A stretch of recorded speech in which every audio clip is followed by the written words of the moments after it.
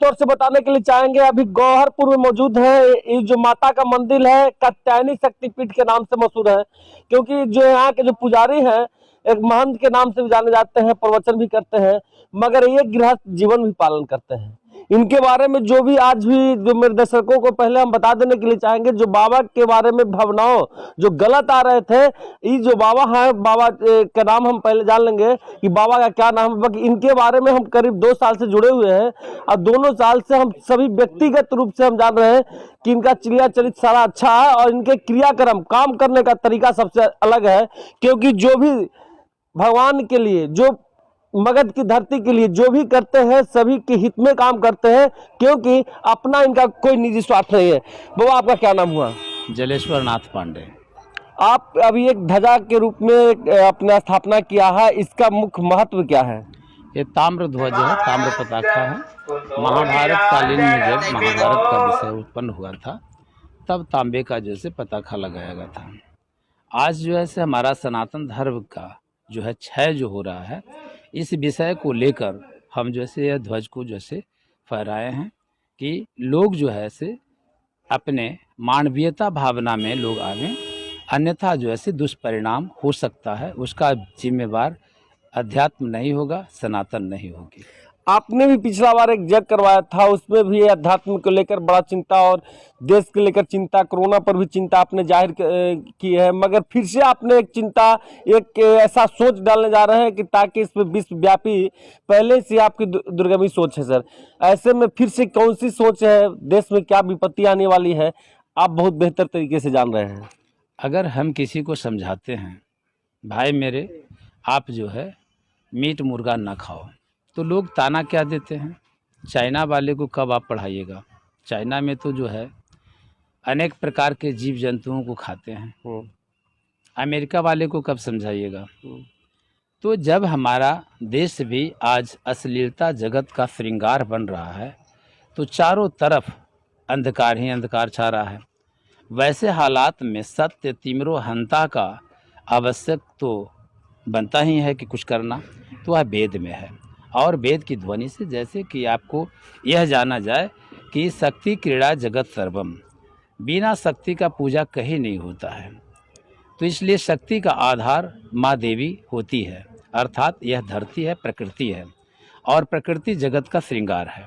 इसलिए हम जब प्रकृति के रहस्य को समझेंगे तो स्वायत्त कहानी आएगी, अर्थात अपने आप के भावनाओं को जानेंगे। और नीति कहता है मानवीयता के नाते कि जो खुद को न देखा गैरों को क्या देखेगा, जो खुद का रक्षा कर न सका दूसरे को रक्षा कैसे करेगा, अगर यदि खुद सुखी नहीं है तो दूसरे को सुख अर्पण कैसे करेंगे।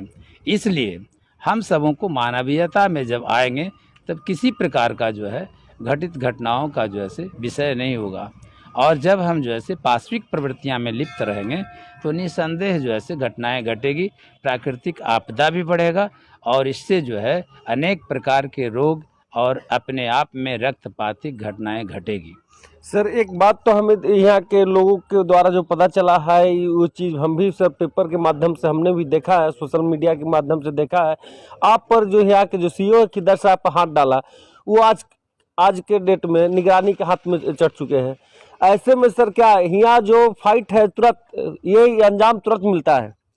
अगर यदि हम कहीं मार्ग में जा रहे हैं और 4 चोर हमें छेक ले और कहे कि आज तुम्हें हमें पीटना है, तो क्या हम कह सकते हैं कि आते हैं थोड़ा देवी मंडप से, उनको हम गुजारिश कर लें, अर्जी लगा लेते हैं, उसके बाद तो हमें पीटना? तो ऐसा तो संभव नहीं होगा। वह तो तुरंत जो है इसका प्रारूप सोचेगा कि भाई तुरंत कुछ घटना चाहिए।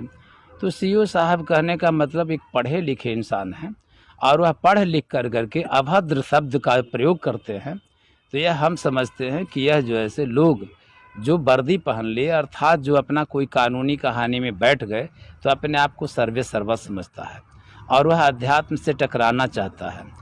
आप ही खुद सोचें, क्या अरस्तु सुकरात को कभी पढ़ा सकता है? नहीं, ऐसा तो मेरे दिमाग में नहीं है।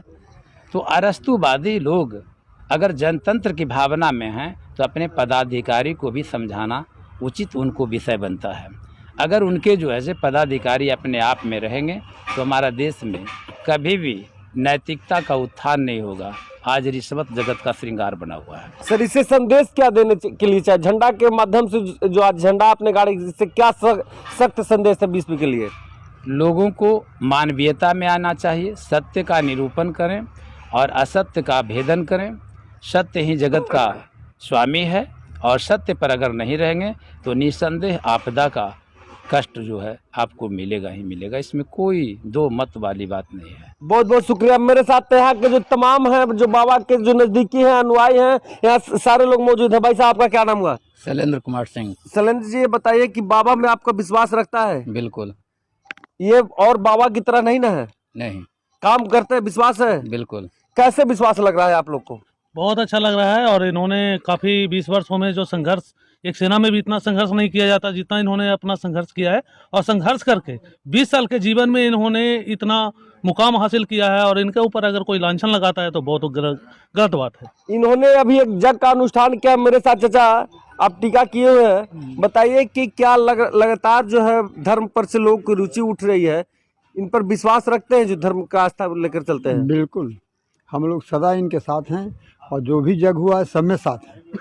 तो इसी बात है, यह परंपरा प्रणाली जो हमारे सनातन का नियम से है, वह नियम को पूर्वत से ही हम ये पालन जो करते जा रहे हैं और उसके अनुसार आस्था हम लोगों का बढ़ती जा रही है और सारे जग का समापन अच्छे ढंग से होते जा रहा है।